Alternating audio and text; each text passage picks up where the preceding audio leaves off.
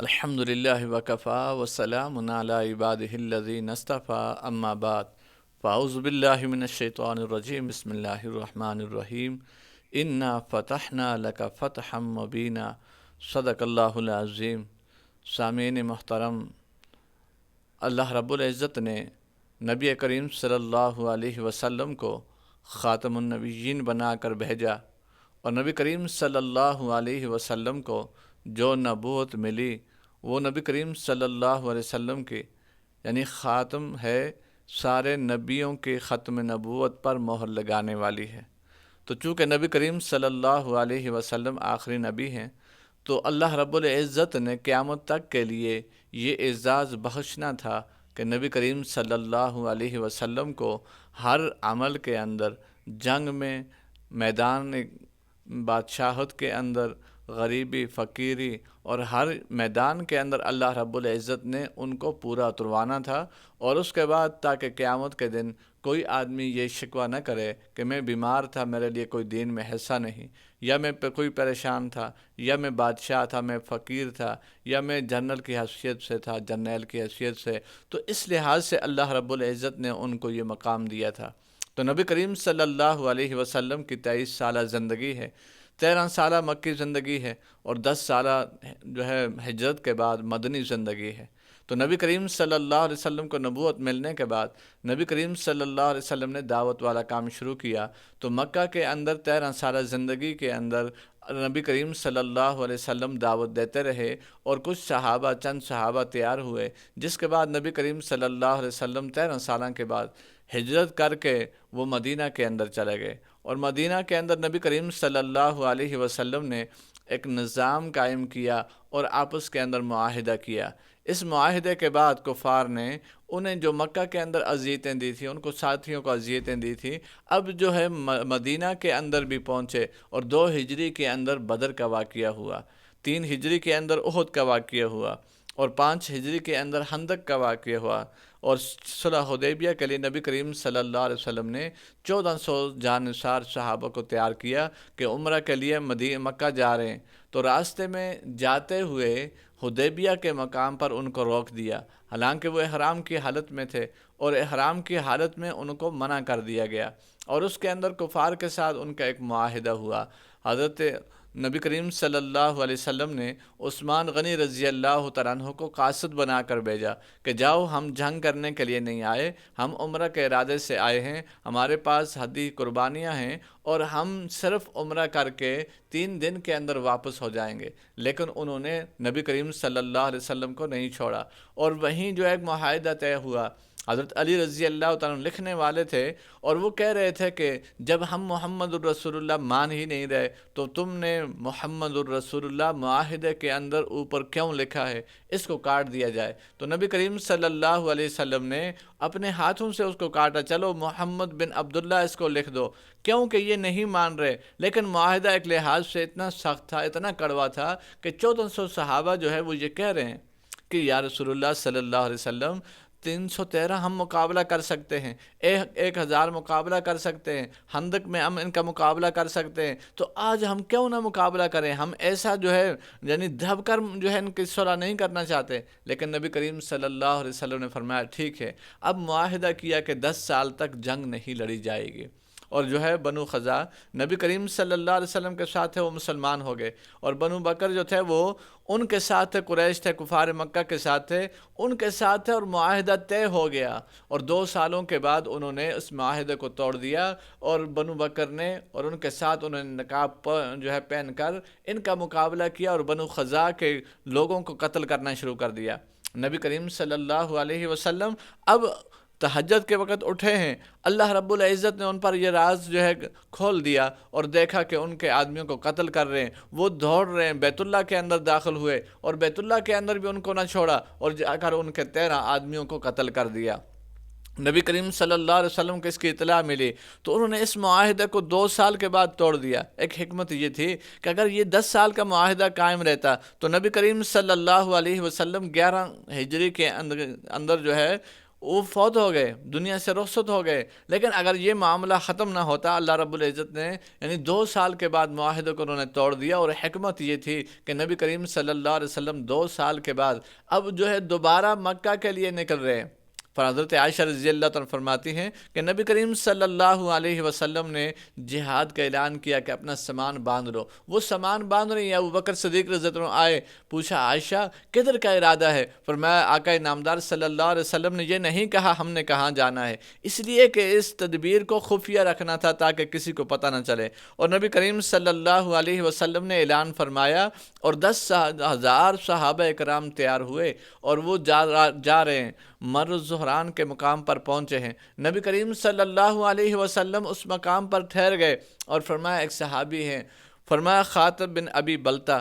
ان کو اطلاع ملی کہ یہ تو مکہ کی طرف جا رہے ہیں، ہو سکتا ہے مکہ کے اندر میرے جو ہے اہل و عیال میرے بچے ہیں اور قریش ان کو نقصان نہ پہنچا دے۔ آہستہ سے ہاتھ لکھا اور جو ہے ایک عورت کے حوالے کر دیا، جاؤ قریش کو جا کر یہ کہہ دو۔ نبی کریم صلی اللہ علیہ وسلم کے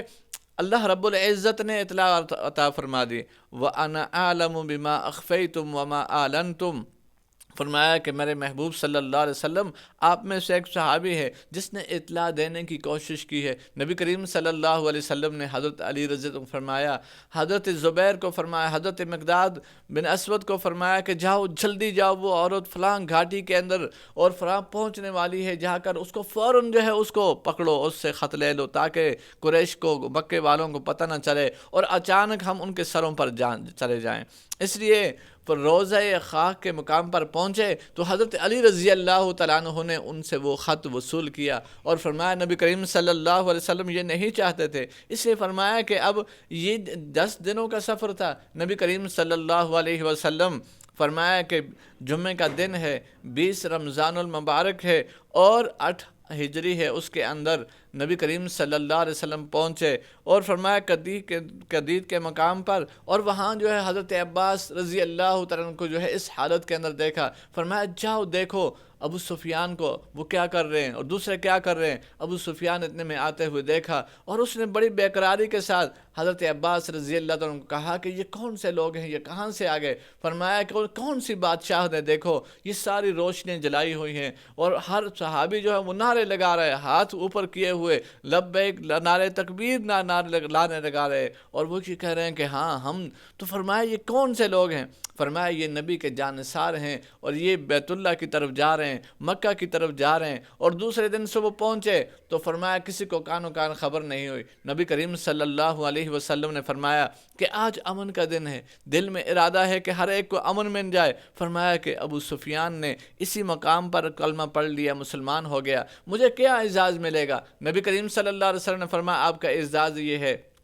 کہ جس طرح آپ کا گھر دارالفساد تھا، اسی طرح آپ کا گھر جو ہے وہ دارالامن بن گیا۔ جو اس کے اندر داخل ہوگا وہ امن کے اندر ہوگا، اور جو آدمی بیت اللہ کے اندر داخل ہوگا وہ امن کے اندر ہوگا، اور جو آدمی اپنے گھر کا دروازہ بند کرے گا وہ امن کے اندر ہوگا، جو خالی ہاتھ اسلحے کے بغیر کھڑا ہو جائے گا وہ امن کے اندر ہوگا۔ نبی کریم صلی اللہ علیہ وسلم کا یہ امن کا پیغام دیا اور فرمایا 17 آدمی ایسے تھے جن کے قتل کا منصوبہ اور جن کے قتل کا اعلان کر دیا تھا، اب بیت اللہ کے اندر داخل ہوئے۔ نبی کریم صلی اللہ علیہ وسلم فرمایا جاء الحق وزهق الباطل ان الباطل کان زہوقا۔ فرمایا چھڑی سے اشارہ کر رہے ہیں، وہ سارے بت گرتے چلے جا رہے ہیں۔ اب کعبہ کے اندر اپنے جو ہے دروازے کو پکڑ کر نبی کریم صلی اللہ علیہ وسلم کی طرف دیکھ رہے ہیں، زبان سے کیا حکم ملتا ہے؟ نبی کریم صلی اللہ علیہ وسلم نے فرمایا آج میں آپ کے ساتھ کیا کرنے والا ہوں؟ اب ذرا دیکھیں چنگیز خان، ہٹلر اور ان کی کہانی سنیں، جب فاتح بن کر آئے تو کتنی لاشیں گریں۔ نبی کریم صلی اللہ علیہ وسلم نے اعلان فرما دیا لا تثریب علیکم اليوم، آج میں تمہیں آپ کو کچھ نہیں کہنے والا، اور میری طرف سے اعلان ہے جس طرح میرے بھائی یوسف نے معاف کر دیا تھا آج میں بھی آپ کو معاف کرنے والا ہوں۔ اور فرمایا نبی کریم صلی اللہ علیہ وسلم وہ عثمان بن طلحہ جب نبی کریم صلی اللہ علیہ وسلم آخری طواف کر کے اس سے سوال کر رہے تھے، اس سے عرض کر رہے تھے اللہ کے بندے آج بیت اللہ کا دروازہ کھول دے، آخرت دیدار کر دوں، اس نے کہا تھا کہ نہیں ہو سکتا۔ نبی کریم صلی اللہ علیہ وسلم نے فرمایا ایک دن آئے گا اور میں جو ہے اس جگہ پہ کھڑا ہوں گا، آپ نیچے کھڑے ہوں گے، اور میں بیت اللہ کے اندر داخل ہوں گا، آپ نیچے کھڑے ہوں گے، اور وہی وہ چابی اس سے لائی گئی اور دروازہ کھولا اور واپس آئے۔ نبی کریم صلی اللہ علیہ وسلم نے فرمایا کہ عثمان بن طلحہ تمہارا کیا ارادہ ہے؟ اس نے کہا سامنے علی بھی کھڑے ہیں، ابو بکر بھی، عثمان بھی کھڑے ہیں، آج یہ جو ہے کعبہ کی چابی ان کو ملنے والی ہے۔ نبی کریم صلی اللہ علیہ وسلم نے فرمایا نہیں عثمان بن طلحہ آپ لے لیں، اور آپ کی نسل کے اندر قیامت تک یہ چابی چلے گی، کوئی ظالم آپ پر پیش نہ ہو گیا، اس نے چھینی نہ، تو یہ چابی آپ ہی کے پاس رہے گی۔ تو کتنے اس کا سبق آموز ہے۔ فرمایا نبی کریم صلی اللہ علیہ وسلم نے امن کا پیغام دیا، نبی کریم صلی اللہ علیہ وسلم نے ایک خفیہ تدبیر کے ذریعے خونریزی سے بچا دیا، اور نبی کریم صلی اللہ علیہ وسلم نے خطبہ کے اندر فرمایا کہ بنو خزاعہ کی جس طرح فرمایا کہ بنو مخزوم کی عورت نے چوری کی تھی، اسامہ کو سفارشی بنا کر بھیجا گیا تھا، تو نبی کریم صلی اللہ علیہ وسلم نے فرمایا کہ اگر آج میری بیٹی بھی جو ہے جس طرح وہ چوری کرتی فاطمہ بنت محمد تو میں اس کا بھی ہاتھ کاٹ دیتا۔ تو اللہ رب العزت نے نبی کریم صلی اللہ علیہ وسلم کو فرمایا انا فتحنا لک فتحا مبینا۔ ایک راستے سے 10 راستوں سے لشکر جا رہا تھا، ایک راستے سے صفوان بن امیہ نے جو ہے حملہ کیا، مزاحمت کی، خالد بن ولید رضی اللہ عنہ نے ان کا مقابلہ کیا، چند لوگ وہاں جو ہے قتل ہوئے، اس کے علاوہ امن کے ساتھ بیت اللہ کے اندر داخل ہو گئے۔ اللہ کا وعدہ پورا ہو گیا جو ابراہیم اور اسماعیل علیہ السلام نے دعا فرمائی تھی، ربنا وبعث فیہم رسولا منہم یتلو علیہم آیاتک ویعلمہم الکتاب والحکمت ویزکیہم انک انت العزیز الحکیم، جو سلیمان علیہ السلام نے دعا فرمائی تھی، اے اللہ اس گھر کو آباد کرنا۔ فرمایا 10,000 قدسیوں کا لشکر آئے گا اور اس کے اندر ایک جھنڈا لے کر فاتح بن کر آئے گا۔ موسیٰ علیہ السلام نے ہزاروں سال پہلے کہا تھا، جو تورات کے اندر یہ لکھا ہوا ہے کہ آخری نبی آئے گا اور 10,000 قدسیوں کے ساتھ شریعت لے کر آئے گا اور بیت اللہ میں داخل ہو جائے گا۔ ان سب کی جو ہے تعبیریں پوری ہو گئیں، اور نبی کریم صلی اللہ علیہ وسلم آج فاتح بن کر آئے ہیں، بیت اللہ کے اندر داخل ہوئے، تو فرمایا کہ تم سب کے سب آدم سے ہو، اور آدم علیہ السلام مٹی سے تھے، اور سب نسلیں جو ہیں، فرمایا آج سود کو حرام کر دیا گیا، آج جو ہے جس طرح حسب و نسب کو مٹا دیا گیا، تم سارے کے سارے انسان برابر ہو، کلکم آدم و آدم من تراب۔ تو اللہ رب العزت نے اس امت کے لیے یہ سبق دیا ہے کہ یہ 22-23 سالہ جو محنت تھی نبی کریم صلی اللہ علیہ وسلم کی، جو لوگ چاہ رہے تھے کہ ان کو مٹا دیا جائے، ختم کر دیا جائے، فرمایا کہ سمیہ کو شہید کر دیا گیا، نبی کریم صلی اللہ علیہ وسلم پر جو ہے گندگی ڈالی گئی، آج جو ہے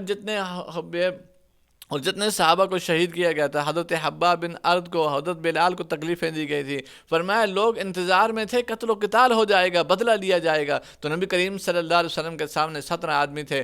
ابو سفیان کی بیوی ہندہ ہے، اور حضرت اکرمہ ابو جہل ہے، اور فرمایا یہ سارے کے سارے ایک ایک آئے اور کلمہ پڑھتے گئے، وحشی آیا کلمہ پڑھتا گیا، نبی کریم صلی اللہ علیہ وسلم نے سب کو معاف کر دیا۔ تو نبی کریم صلی اللہ علیہ وسلم کی طرف سے امن کا پیغام ملا ہے، اور اسلام امن کا دین ہے، اسلام چین اور سکون کا دین ہے، شریعت کے اندر امن ہے، اسلام کے اندر امن ہے۔ اللہ تبارک و تعالی ہم سب کو امن، چین، سکون والی زندگی نصیب فرمائے، اور نبی کریم صلی اللہ علیہ وسلم کی سیرت پر عمل کرنے کی توفیق عطا فرمائے۔ میں عدنان بھائی کا جو ہے مشکور ہوں، اللہ تبارک و تعالی ہم سب کو جو ہے